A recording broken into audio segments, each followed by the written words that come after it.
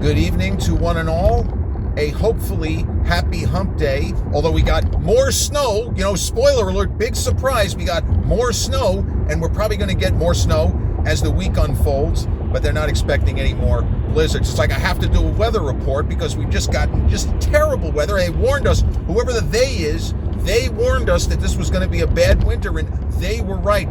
The Department of They got this one exactly right. But I'm on my way home, and normally on a day like today is a famous boxing anniversary. It's the 62nd anniversary of when a young Olympic gold medalist by the name of Cassius Clay Jr. upset the kind of invincible, unbeaten, and he'd only lost one fight, which a lot of people swear he didn't actually lose, Liston. Cassius Clay, the Olympic gold medalist, whose record I think was 20 or 21-0, went out there and basically beat the pants off of Liston, the invincible champion, over 6 rounds, and Liston quit on his stool after round 6. They said that he threw out his shoulder, but come on, man, you're a world heavyweight champion. You can't go out on your stool, not like that. It's one thing if your corner stops the fight. The famous Thriller in Manila, Joe Frazier, the corner stopped the fight. Eddie Futch said, "Kid, I can't let you go back out there. You can't see. Can't see." If a man can't see, he can't fight. The old Terry Silver routine. But on February 25th, 1964, that's the night that Cassius Clay Jr. defeated Liston, and soon thereafter, he would become public enemy number 1 by renouncing the faith that he was born into, Christianity, and rejecting his birth name of Cassius Clay Jr. and embracing the Nation of Islam, the Honorable Elijah Muhammad, as he always put it, and becoming a Muslim. He always said Muslim, but Muslim. So rather than talk about the fight, I want to talk about the movie that came out in 2020 called One Night in Miami. It was directed by the terrific actress who has obviously turned herself into quite a fine filmmaker, Regina King. One Night in Miami began as a stage play, and there are certain stage plays that should stay stage plays. And there are some people, because this film, when the movie One Night in Miami landed, it played in some theaters to qualify, kind of an Oscars qualifying run, if you will, but it was made through Amazon Prime. And when it hit to where it was playing in certain film festivals, independent festivals, there were some critics who said it does feel like a stage play. It's a little bit stage bound, but the nature of this particular story, you could see that Regina King does her best to open it up, but this was always going to be a talk piece because of what happened. It happened one night. One Night in Miami takes place on the night of February 25th, 1964, literally the night of Cassius Clay's triumph over Liston. And the movie One Night in Miami takes something that actually happened, but nobody really knows for sure exactly how much of this movie really did happen and how much is kind of like what you would call deductive inference or supposition. So we get to know Cassius Clay. I would say we learn more about him than the other principals. The other principals being Jim Brown, the famous football player. Many argue to this day the greatest football player who ever lived. And flip a coin with him and Jerry Rice. Many people would say Lawrence Taylor if you want to have a top 3. But we meet Jim Brown. We meet Sam Cooke, the singer. And we meet Malcolm X, as we also get to know Cassius Clay. And all 4 of those men, well, 3 of the 4, were tragic figures to some degree. It would be a stretch to call Jim Brown a tragic figure. Jim Brown lived pretty much the life that he imagined and the life that he wanted to. He certainly, unfortunately, came the closest to doing that for his whole life, because he had very good health for most of his life until the very end. And he was someone, obviously, even though he retired young from football, he took a lot of resounding head blows. And if he had CTE, maybe he was fortunate it didn't hit him the way it did the Junior Seaus and the Mike Websters and, what we saw, the Benedict Omalu, the movie with Will Smith. All bad. But One Night in Miami is inspired by a true event, which is that on the night that Cassius Clay defeated Sonny Liston, and the joke, if you want to call it a joke, is that it was such an easy fight for him, it didn't even look like he had been in a fight. It's not that the fight was a joke, but for most of the way, Sonny Liston looked like he could have been a sparring partner. That is how outclassed he was. And when you look at the career of Cassius Clay and then Muhammad Ali, if you're asked, what are his three most important fights? I mean, this has got to be one of them. Many would argue the Cleveland Williams fight would be another because it was the greatest representation of his almost impossible skill level. And the Foreman fight, which it would have to be considered his finest hour in the ring because he was diminished. He was no more than 75% of what he had been in the 60s. And he defeated a legitimate all-time great in Foreman when Foreman should have been in his absolute prime. And, you watch that fight, other than a couple of moments in the 5th round, Ali is in charge of that fight the whole way. He's dominating an all-time great. And the Liston fight, with the exception of the 5th round where some crap got in Cassius Clay's eyes, he dominates Sonny Liston. He just completely humiliates the guy. So One Night in Miami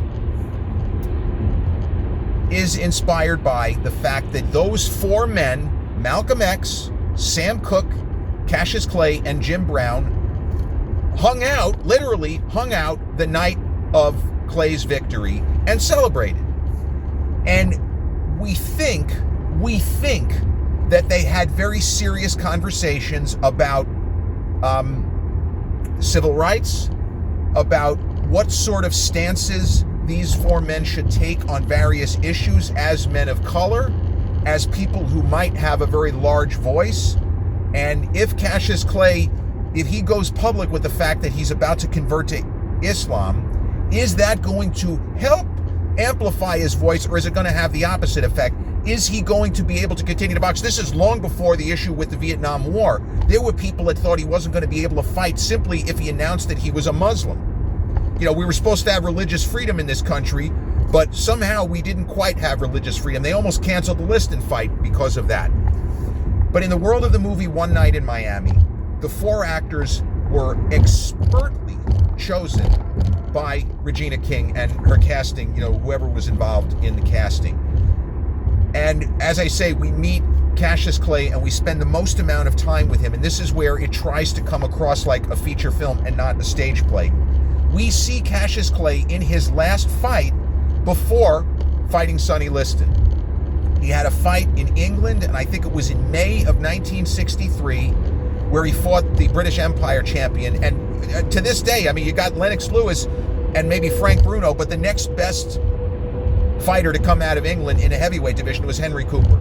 And Henry Cooper was pretty much getting embarrassed, and he was getting the brakes beaten off of him. But Cassius Clay, and then Muhammad Ali, he was famous for clowning, and he usually didn't do it because he didn't think his opponent could hit him, but it was always about the psychology of, I don't even have to take this guy seriously. And in the Henry Cooper fight, and we see this represented in the movie, he's dominating Cooper. He'd opened a small cut, and Cooper, at the end of the 4th round, landed a booming left hook, and we see this, as I say, represented in the film. And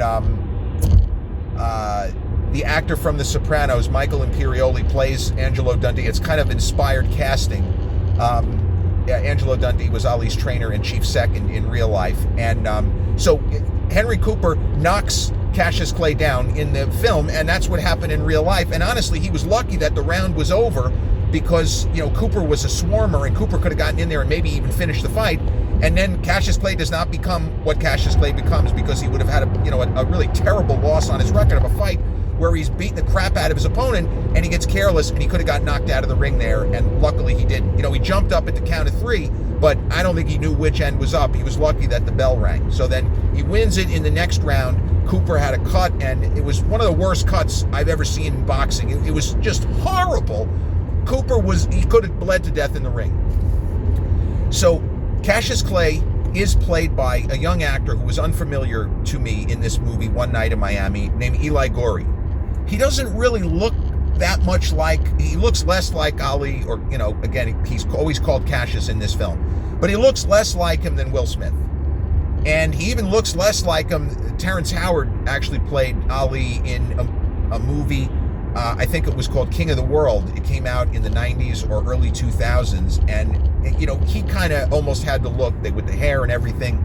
But Eli Goree managed to get the vocal inflections, and that's something that is not easy to do. And there are moments in this movie, if you close your eyes and you listen to him, he sounds like the Cassius Clay circa 1963-64. So Goree plays Cassius Clay. Jim Brown is played by a really good actor, Aldous Hodge, who you may remember, he played, I forgot the name of the character. Was it Hawkman or Hawkeye? He's one of the Justice, not the Justice League, but the Justice something or other in the Black Adam movie with The Rock and Pierce Brosnan, which I actually liked. I don't know why so many people hated it, but he played the character that was kind of like a Hawkman or Hawkeye type of a character. He wearing the mask and everything. And he was very good in that film. He was also really good in the Hidden Figures movie. Just terrific actor. And he sounds like Jim Brown. So that's two actors who don't necessarily resemble the people they're playing. Jim Brown is a very distinctive looking guy, but they sound like them. And Leslie Odom Jr., who was famously on Hamilton, he looks a lot like Sam Cooke. And we know he could sing the hell out of anything that Sam Cooke could sing. So he plays Sam Cooke. And an actor I was also unfamiliar with named Kingsley Ben-Adir plays Malcolm X. And the four men laugh and cry and fight, often bitterly and almost coming to blows. And it's not Cassius Clay coming to blows. It's not going to be that.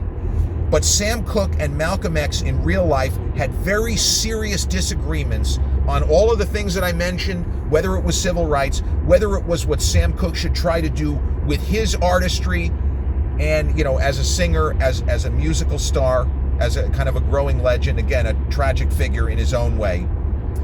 And the movie just follows these guys on the night of February 25th, 1964, and into the wee hours of the morning. And knowing they're all gone now, it is sad.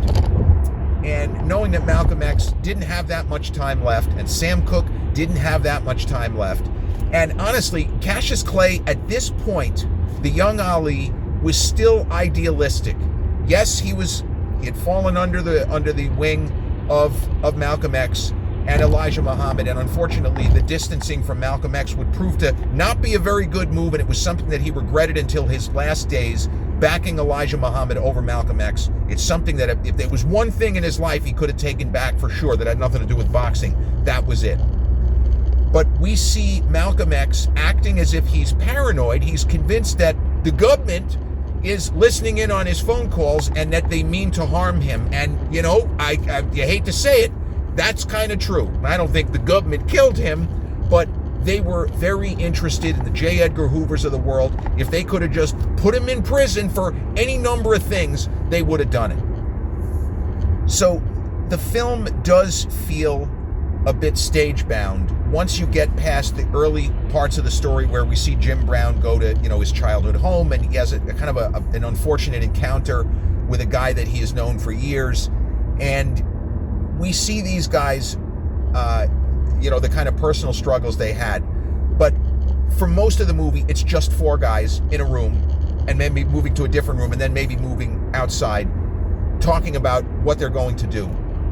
And I mentioned the idealism of Cassius Clay. Now, Muhammad Ali was 74 when he died. It's not particularly old, but given that his health had gone so downhill starting in the late 1970s, really, when he was still fighting and shouldn't have been, he lived a long life.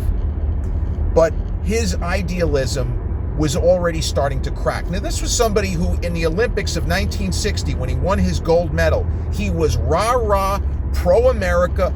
He was, we've got problems in this country, but we're the greatest nation in the world. He was towing the company line as a young man. And right up until the rumor started to float that, well, he's actually going to renounce Christianity, he still was towing the company line, and he was not really going out of his way to point out the myriad issues that the United States have. He wanted to keep it positive. He wasn't trying to make enemies when he was trying to get a title shot, was kind of the most important thing.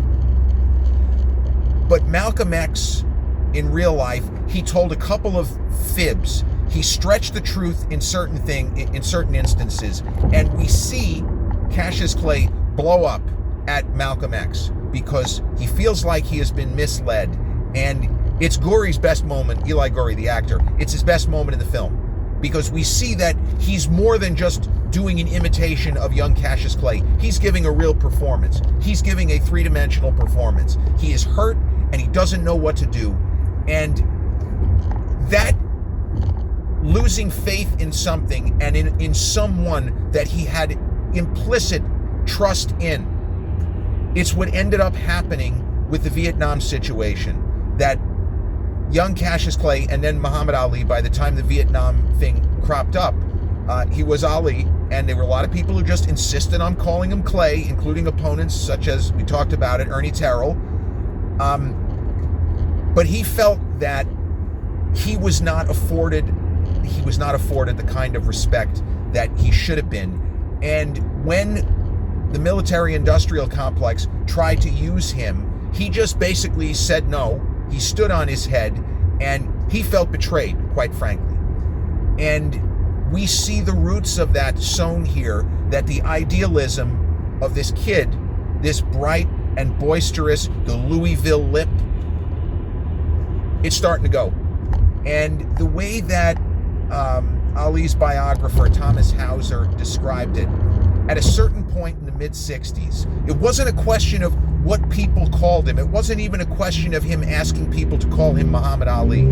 At a certain point, not long after the events of one night in Miami, the person that was Cassius Clay, the upbeat, boisterous, rah-rah kid, he started to recede into the background.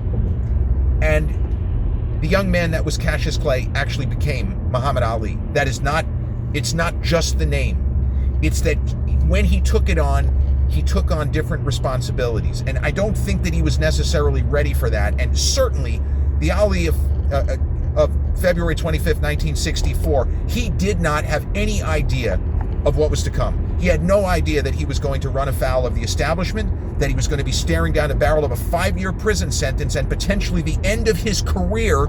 He was going to rot away in prison, and he was never going to fight again. We see the seeds of that, of him not allowing himself to be fucked with again. This is what I want to do. This is what I won't do. And that's it.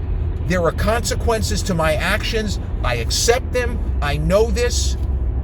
And we're just going to let the chips fall where they may.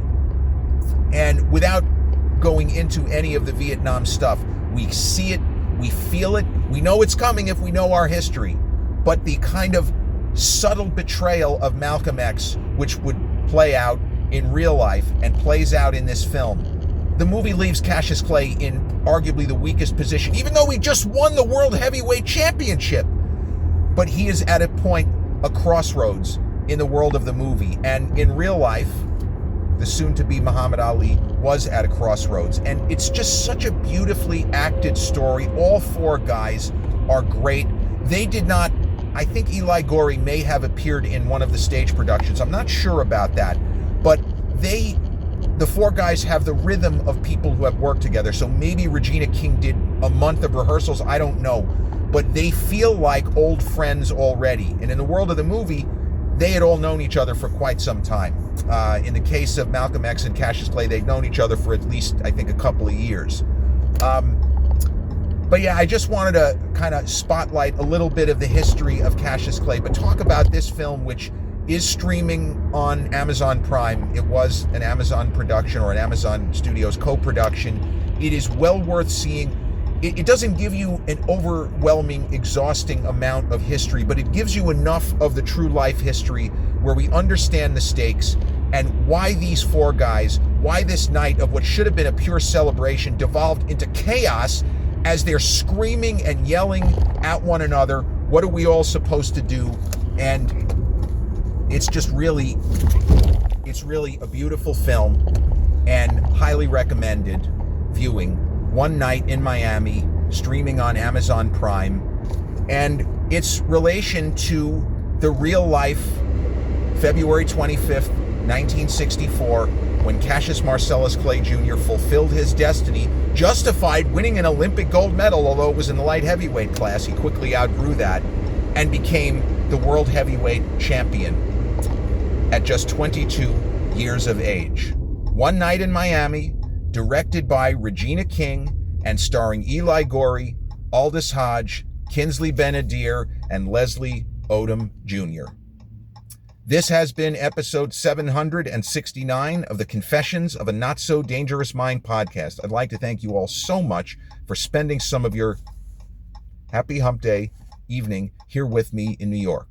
And if you check out this episode on the YouTube channel, haven't done so already, please click like, subscribe, comment, share, turn on those notifications. Or if you catch this episode on the audio platforms such as Podbean, Spotify, iTunes, or the others in which we're hosted, same general rule applies. Click like, subscribe, share, and turn on those notifications. I'll be back with a new episode real soon. Till then, peace.